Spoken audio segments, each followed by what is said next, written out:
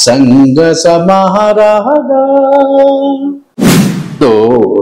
ಏನೋ ಒಂದು ಕುಗ್ಗು ಗ್ರಾಮಾಂತರ. ರಸದ ವೈಭೋಗ.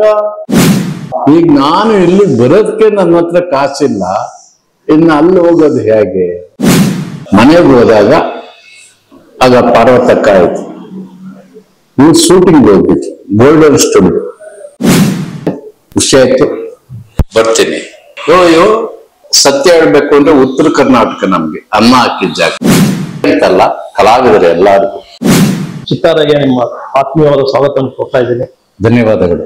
ನಿಮ್ಮ 50 ವರ್ಷಗಳ ಒಂದು ಜರ್ನಿ 55 ವರ್ಷ ಆಗಿರ್ಬೋದು ಅನ್ಸುತ್ತೆ. ನಿಮ್ಮ ಜರ್ನಿ ಹೇಗಿತ್ತು ಸರ್? ಮತ್ತೆ ನಿಮ್ಮ ಬಾಲ್ಯ ಜೀವನ ಒಂದು ಹೇಗಿತ್ತು ಅಲ್ಲಿಂದ? ನಾನು ಬಾಲ್ಯ ಜೀವನದಲ್ಲಿ ಎಲ್ಲೋ ಹಾಡುಗಳು ಕೇಳ್ತಾ ಇದ್ದೆ, ಎಲ್ಲೋ ಯಾವುದೋ ಒಂದು ಸಿನಿಮಾ ನೋಡ್ತಾ ಇದ್ದೆ. ಹೀಗಾಗಿ ನಾನು ಡಾಕ್ಟರ್ ರಾಜ್ಕುಮಾರ್ ಅವ್ರನ್ನ ನೋಡೋಣ ಅಂತ ಬಂದೆ. ನಾನು ಹಳ್ಳಿ, ನಂದು ಏನೋ ಒಂದು ಕುಗ್ಗು ಗ್ರಾಮಾಂತರ ಅಲ್ಲ, ಕರೆಂಟ್ ಇಲ್ಲ, ಇದಿಲ್ಲ, ಏನೂ ಇಲ್ಲ. ನನಗೆಲ್ಲೋ ಒಂದು ರೇಡಿಯೋನಲ್ಲಿ ಹಾಡು ಕೇಳದಂಗೆ, ಅಮರ ಮಧುರ ಪ್ರೇಮ ನೀ ಬಾಬೇಗ ಚಂದಮ್ಮ. ಅಮರ ಮಧುರ ಪ್ರೇಮ ನೀ ಬಾಬೇಗ ಚಂದಮಾಮ. ಆ ಸಾಹಿತ್ಯ ಅಷ್ಟು ಚೆನ್ನಾಗಿತ್ತು. ಅದಾದ ನಂತರ ಇನ್ನೊಂದು ಬತ್ತು, ಅತಿ ಮಧುರ ಅನುರಾಗ, ಅತಿ ಮಧುರ ಅನುರಾಗ, ಜೀವನ ಸಂಧ್ಯಾ ರಾಗ, ಸಮರಸದ ವೈಭೋಗ, ಸಮರಸದ ವೈಭೋಗ, ಸಂಗ ಸಮಾರಾಗ. ಈ ಹಾಡನ್ನು ಕೇಳ್ತಾ ಕೇಳ್ತಾ ಇವರೆಲ್ಲ ಎಲ್ಲಿದ್ದಾರೆ ಅಂತ ಯಾರೋ ಒಬ್ರು ಬುದ್ಧಿವಂತರು ಕೇಳಿದಾಗ, ಇವರೆಲ್ಲ ಚೆನ್ನೈ ಅಂದ್ರೆ ಮದ್ರಾಸ್. ಓ, ಅಲ್ಲಿದಾರ. ಈಗ ನಾನು ಇಲ್ಲಿ ಬರೋದಕ್ಕೆ ನನ್ನ ಹತ್ರ ಕಾಸಿಲ್ಲ, ಇನ್ನು ಅಲ್ಲಿ ಹೋಗೋದು ಹೇಗೆ? ಆಮೇಲೆ ಹಾಗೂ ಈಗೂ ಪ್ರಯತ್ನ ಮಾಡಿ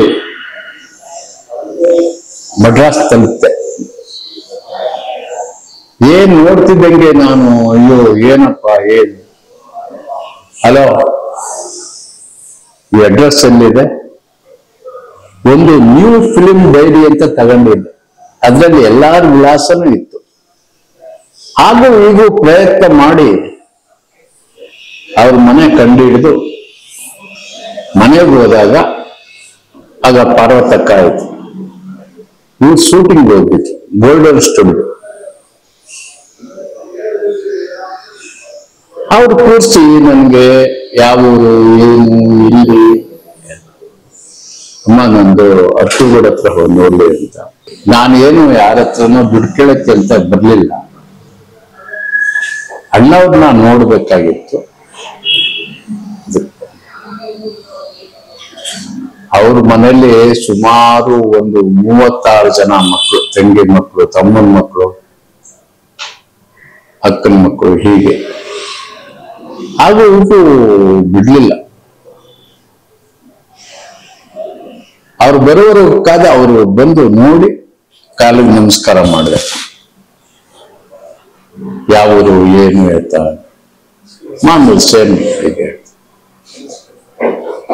ಅನ್ಯತೆ ಭಾವಿಸ್ಕೊಬೇಡಿ, ನಾನು ದುಡ್ಡು ಕೇಳಕ್ಕಂತೂ ಬಂದಿಲ್ಲ, ನಿಮ್ಮ ನೋಡ್ಬೇಕಾಗಿತ್ತು, ಹಾಗಾಗಿ ನಾನು ಅಲ್ಲಿಲ್ಲ. ಆ ಹಳ್ಳಿಯಿಂದ ಇಲ್ಲಿವರೆಗೂ ಬಂದ. ಹೌದು, ಅಲ್ಲ ಯಾತಕ್ಕೆ ಅಂತ ಇಲ್ಲಲ್ಲ, ನಿಮ್ಮನ್ನು ನೋಡ್ಬೇಕಾಗಿತ್ತು ಅಷ್ಟೇ, ಇನ್ನೇನು ಇಲ್ಲ. ನೋಡಿದೆ, ಖುಷಿ ಆಯ್ತು, ಬರ್ತೀನಿ. ಅಯ್ಯೋ ಊಟ ಮಾಡ್ಕೊಂಡು ಹೋಗಯ್ಯ. ಇಲ್ಲ ಸ್ವಾಮಿ, ನೀವು ಮಾತಾಡಿದ್ದೆ ನನಗೆ ಒಂದು ಊಟ ಆಗ್ತಂಗಾಯ್ತು, ದಯವಿಟ್ಟು ಏನು ಬೇಡಿ. ಆಮೇಲೆ ಅವ್ರ ಸ್ಟುಡಿಯೋ ಯಾವುದಕ್ಕೂ ಡಬ್ಬಿಂಗ್ ಹೋದ್ರು, ನೋಡ್ಕೊಂಡೆ ಕೇಳ್ಕೊಂಡೆ ಬಂದು. ಇದು ನನ್ನ ಮೊದಲನೇ ಘಟ್ಟ. ಬಾಲ್ಯ ಜೀವನ ಹೇಗಿತ್ತು ಸರ್? ಅದು ನಿಮ್ಮ ಬಾಲ್ಯ ಹಳ್ಳಿಯಲ್ಲಿ ಯಾವ ರೀತಿ? ಬಾಲ್ಯ ಜೀವನ ಚೆನ್ನಾಗಿತ್ತು. ನಾನು ಅದೇ ಹೇಳಿದ್ನಲ್ಲ, ಅವ್ರನ್ನ ನೋಡೋದಕ್ಕೋಸ್ಕರ ನಾನು ಬಂದೆ ಅಂತ ಹೇಳಿದೆ. ಬಾಲ್ಯ ಜೀವನನೇ ಇದು.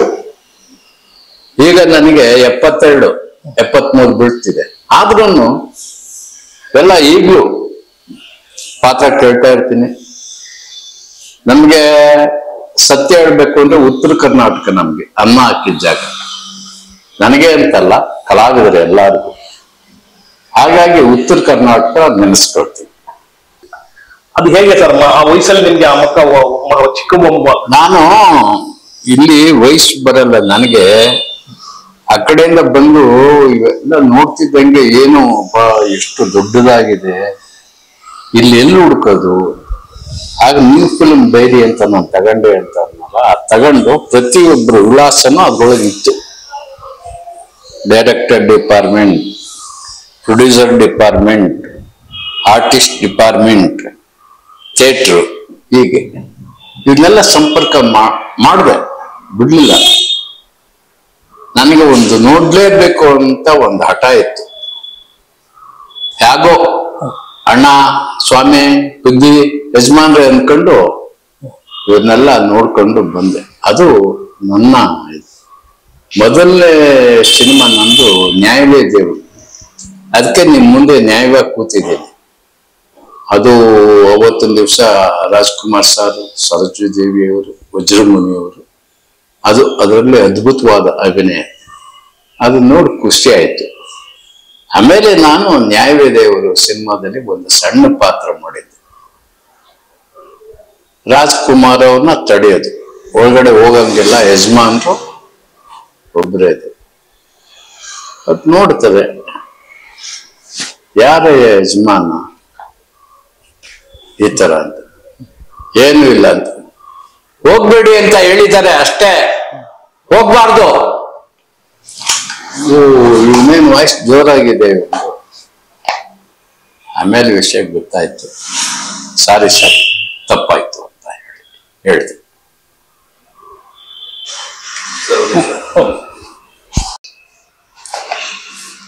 ನಾನು ಅಲ್ಲೇ ಇದ್ರು. ರಾಜ್ಕುಮಾರ್ ಅವರು ಒಂದು ಲಂಗೋಟಿಗೆ ಹಾಕೊಂಡು, ಮೈಗೆಲ್ಲ ಎಣ್ಣೆ ಹಾಕೊಂಡು, ತಲೆಗೆಲ್ಲ ಎಣ್ಣೆ ಹಾಕೊಂಡು, ನಾನು ಅವ್ರ ಯಾರು ರಾಜ್ಕುಮಾರ್ ಅವ್ರು ನೋಡಕ್ ಬಂದಿದ್ದೀನಿ. ಒಳಗಡೆ ಹೋದ್ರು. ಅವರೇ ರಾಜ್ಕುಮಾರ್ ಅಂತ ನನಗೆ ಗೊತ್ತಿರ್ಲಿಲ್ಲ.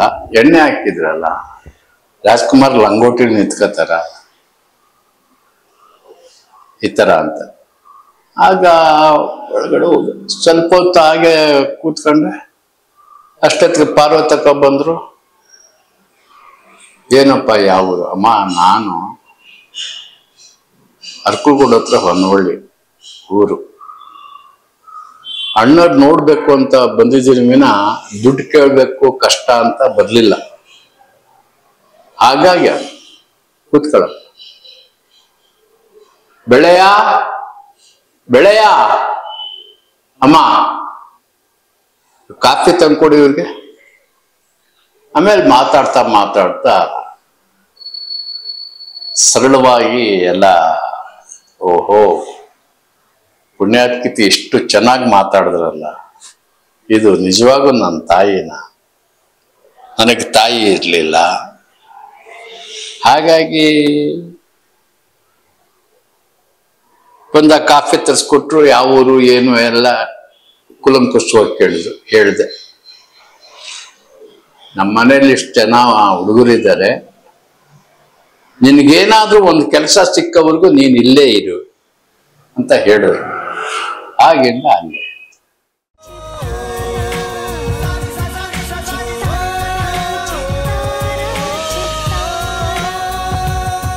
ಕನ್ನಡಿಗರ ಮನೆ ಮಾತಾಗಿರುವ ಸಿನಿ ಪತ್ರಿಕೆ ಚಿತ್ತಾರ, ಕರ್ನಾಟಕದ number 1 readers choice entertainment magazine.